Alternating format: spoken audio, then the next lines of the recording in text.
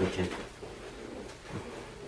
Hello, Robert. How you doing? I'm doing okay. Glad to see you come in and see us today. I was, when you came in, you filled out some paperwork and everything, and I went through your information on your intake and everything, and I understand you're having some issues with anxiety and depression. Yeah,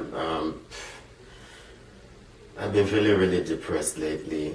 I lost my mom about a month ago. Oh, I'm sorry to hear that. And since she passed, it's just been downwards for me since then, and I'm unable to concentrate on anything I'm doing. I can't even concentrate on my studies. When I see myself at work, I'm unable to do what I'm supposed to be doing at work. My boss is beginning to complain that it's like I'm not concentrating on what I'm doing. And I can't sleep. Okay. It's really, really, really bad for me since she passed. Yeah. Yeah. Okay. Well, reading your intake, I went through the different therapies that are available, and the one I picked out for you is called Dialectic Behavior Therapy, and it addresses emotional regulations through wellness and recovery. And at this point in time, I think that's what's going to be most appropriate for you. There are 3 strategies that are going to be involved with this. It's going to be mindfulness of the moment, responding to the moment, and also expanding the moment. And we'll go into that a little bit further here in a little while. But can you tell me a little bit more about why you're feeling this way? Well, before my mom passed, she was kind of sick for a while. Yeah. And being the oldest child, I was expected to be the one to take care of her. Yeah. And so was she living with you at the time when she passed? No, I'm living here in the United States. She lives back home in Nigeria. Oh, okay, Yeah, okay. So there's a matter of distance involved. Yeah, there's a lot there. of distance. Okay, I haven't seen her in the past 5 years since okay. the last time I visited. And since she fell sick earlier on, I think kind of middle last year, I've been kind of sending some money, and you know what the United States is, I can't actually pay all of her bills because I'm in school right now and I'm working part-time. Yeah. So I don't really have much money to send back home for her treatment. It sounds like, even aside from your issue with your mother, it sounds like you have a lot of stressors right now in your life, just in general. Yeah, and I'm it really, sounds really like it's just stressed out. compounding that. Yeah, it's compounded. Each time I look back, and for the fact that she's passed now, it's like it's all my fault. If I had taken care of her, sent her the money she needed, given her the care she Don't you have a family here in the United States also? Don't you have a wife and children? I just have my wife and children here. My siblings are all back home. But your wife and children are here? Or Yeah, they are here with me. They are here? Yeah, they are here with me. Well, don't you feel like you have responsibilities to them that you're fulfilling? Well, yeah, I do have responsibilities towards them, but this is my mother. She brought me up. I agree with you. I can understand where you're reasoning from. She brought me up, so I'm being the first son. Back in Africa, we are the ones in charge, taking care of the family, and I've not seen her in the past 5 years. If I had gone to visit her, maybe Could you afford to go visit her again? I couldn't afford it because of my circumstances, so all I could just do was to send the little I could. Well, if you had gone to visit her, wouldn't that have meant less money that you could have sent her? If I had gone to visit her, I would have actually spent more. But what I'm saying is the money that you would have spent to go and visit her would have been money that you could not have given her. Didn't you end up basically giving her all the money that you could? That was what I could. That's exactly what I did. Yeah. But everybody's kind of blaming me. I'm the oldest. I'm in the United States. Everything is expected of me, and I just feel like I'm a failure. Well, I don't see you as being a failure. It seems to me like your primary interests are supporting your wife and children, which are reasonable things for you to accept. And I think at this point you're expecting too much out of yourself. What support are you getting from your siblings? Well, they were the ones taking care of her back home. I don't really get any support. They are expecting support from me because I'm living in the United And States. you were offering them financial support though, correct? Yes, I did a Okay. few times. Okay. Well, what I want us to do, I want us to do a little exercise here. When you have your moments and you're feeling depressed, you need to get your little vacation away from that and try to help get rid of some of the anxiety that you're having. I'm going to teach you a little coping skill, a little exercise here. You can do it. You can do it pretty much anytime. You can do it at work while you're doing your school studies. If you're having some thoughts that you're not real happy with or whatever. Okay. The only time you can't do it is when you're driving down the road because you close your eyes to do this exercise. Okay. That's okay. Now what I want you to do is I want you to sit up straight in your chair. Okay. I want you to put your hands on your thighs, and I want you to close your eyes. I want you to think about relaxing. Now, what we're going to do is you're going to count 1,001, 1,002, 1,003. Do I count it out? I'll tell you when to start. Okay. Do I count it out or in my I want you to voice count it out? I want you or- to count this out in your mind because Okay. when you count this out in your mind, it'll keep you focused on not thinking about those unpleasant thoughts that you're having. Okay. Okay? And also, as you're doing this, I want you to focus on how it feels when you're inhaling, your lungs expanding, how it feels with the air going in and out of your nostrils. Okay? What I want you to do to start this with, I want you to take 3 deep, easy cleaning breaths.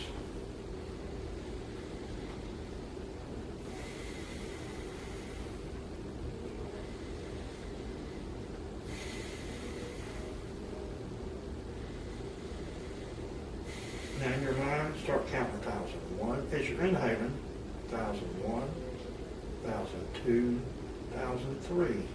Then start to exhale and do the same thing. 1,001, 1,002, 1,003. Inhale, 1,001, 1,002, 1,003. You keep doing that. Are you counting to yourself?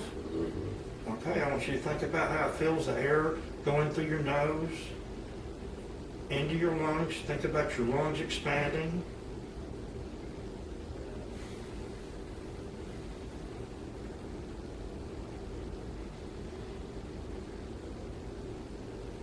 And as you're doing this exercise, and the more you do it, the more comfortable you're going to get with it.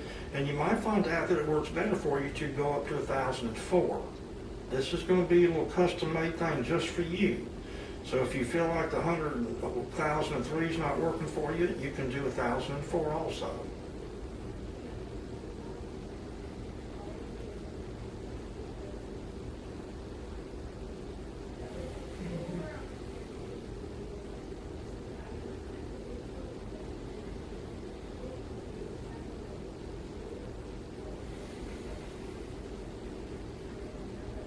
Okay, I want you to stop it right now and tell me what your thoughts are right now.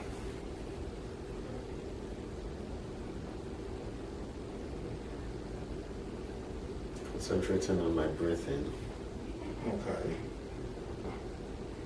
Looks like every other thing around me doesn't exist anymore. Is that a good place to be for you? I feel more comfortable and relaxed. Okay.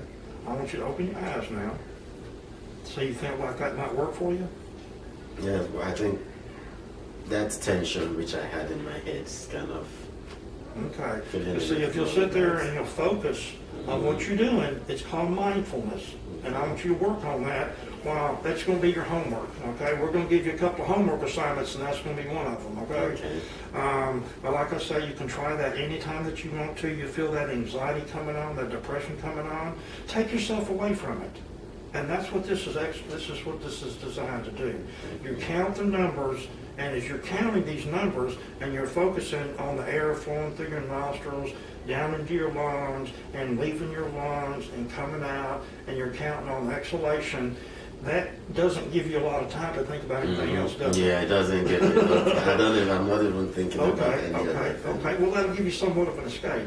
Okay. That being said, I want to move on a little bit more and ask you, how is this issue affecting things at home with you and your wife? Is she pretty understanding of things, or what? She's understanding. She's really pretty bit understanding. She has tried helping me in different ways she can, trying to make us watch movies, do some certain things for fun, but I just seem to be lost in my own world. Okay, so you're not... She's not really happy about it. She doesn't. Okay. She's not happy about the way things are going for me. Okay. Especially with the kids, I don't seem to have time for them anymore, doing their homework assignments and stuff like that. And Okay. she's really not happy about it. Well, how would it work for you to take a break and visit with your kids? I mean, it seems to me like that might very well take your mind off of your issues with your mother passing and things of that nature. I think I'll give it a try. Okay. Well, let me ask you this. When we get done, I don't know how many sessions we might need to go through. We'll go through how many we need to. But at the end result, what is Robert wanting out of this? Well, I do hope I think once I stop blaming myself for everything, I think that will help a lot. Okay. That might help me a lot, because that's really what I feel is killing me right now. Yeah. Blaming myself for her death, not Yeah. being there for her to take care of her, Yeah. and especially not seeing her for the past 5 years before she passed on. Well, when you say you weren't able to be there to take care of her, it seems to me like your financial support would be a means of you helping take care of her. It meant a lot. So I think you're beating yourself up. I really do. But I can also I can understand that you do have guilt because you weren't there when she passed. No, I wasn't there.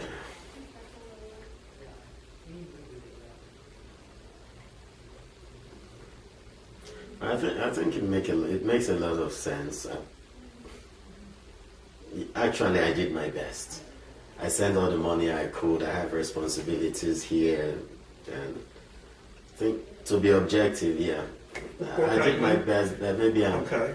I think fingers being pointed towards me from back home, especially, and they really don't know what is going on here, and everybody back home seems to want to expect you in the United States because you are there earning all the dollars. They think you have all the monies in the world to send, and Yeah. being unable to send it there.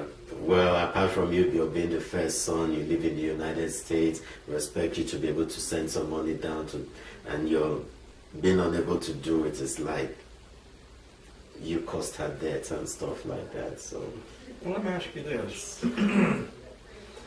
You just got done telling me that you did everything that you could, right? hmm Let me ask you, what right do they have to judge you? They don't know what your situation is. Do they really? You just got done telling me they don't know. it's true, they don't know. So what right do they have to judge you?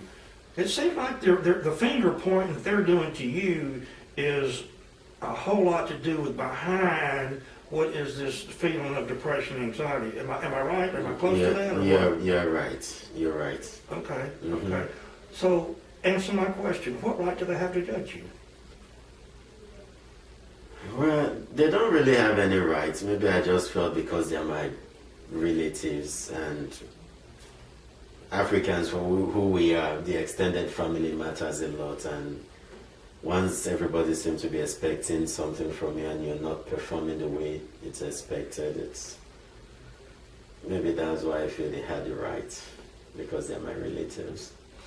Okay, well, let me tell you what I hear you saying. What I hear you saying is you have family members that blame you for not being there when your mother passed. hmm But at the same time, I also hear you saying that your family members don't know what your situation is. Yes, you're right. And I also hear you saying that you have done everything that you could. I did all I could. Yeah, I did all I could. What else do you feel like you could have done? You said something about going back to Well, I visit. think the only thing I think I could have done maybe was there was no way I could have known that she was going to pass on so soon. Maybe I should have visited before now. 5 years, that was a long time not to have seen my mom, and Yeah. maybe I should have visited before she passed on. Also, don't you have somewhat extenuating circumstances? Don't you have a new baby that you're having to take care of? Yeah, I have a new baby. I've been in school. I have a whole lot of stuff going on with me here that actually prevented me from going home. Okay, so what I hear you saying is wasn't going to be real practical for you to go home back to Africa and Nigeria, correct? Mm-hmm. Okay.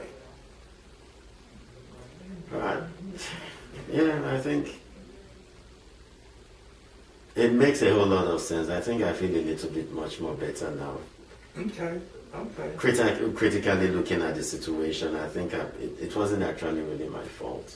Yeah. It wasn't Okay, well actually tell my me this, fault. and you said your wife is being supportive of you in this? Yeah, she's been really supportive, doing everything possible to make sure I'm happy, and but I seem I'm really tied down with this thought of I'm to blame, I'm to be blamed, and she has done all she could to make me see reasons why I'm not to be blamed, but I'm just really preoccupied with it.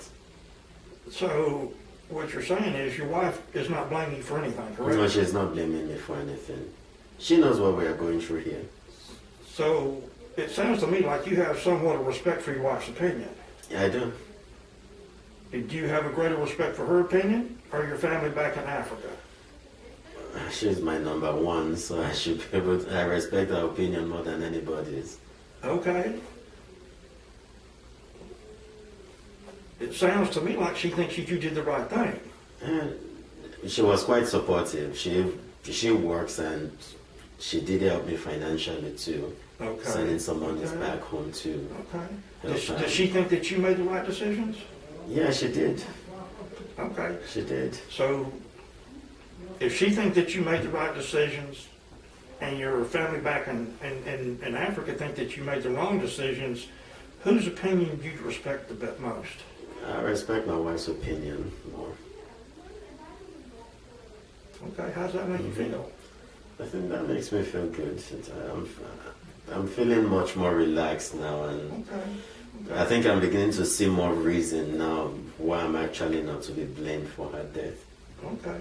So do you actually feel responsible for her death, or you feel responsible for not being there, or not contributing enough money, or I'm trying to get at where that guilt is.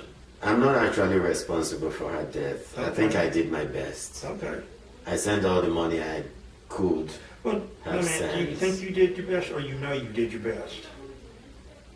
I think I'm beginning to know that I did my best. Okay. Yeah, I did my Okay. best. I did. What can anybody expect out of you other than your best?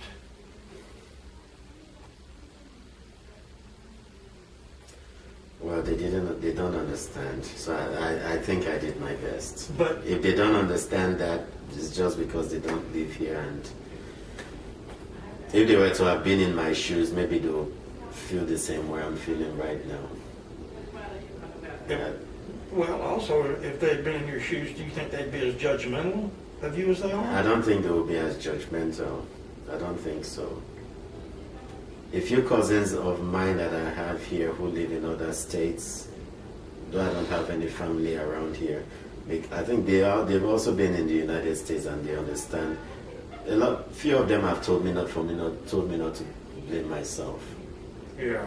Yeah, because I think they understand the situation here. So I think, yes, probably if they were to have been here in the United States, I think they wouldn't have been that judgmental. Yeah. They would have understood. But like you said, they haven't walked in your shoes. They haven't. And there's this illusion out there of the world that everybody lives in the United States has more money than they know what to do with. Yeah. Mhm. Which we know is not the case. It's not the case. It's not the case. Yeah. It's not the case. And I think I like that mindfulness we did earlier on. It really made me feel kind of relaxed Okay. in the moment, and Okay. I think I'll practice more of it when I get home. Okay. I think I'll possibly teach my wife also to do Okay, it if she okay, finds herself okay. in any kind of situation. It was quite helpful. I really enjoyed that moment. kind of made it look like nothing was existing around me.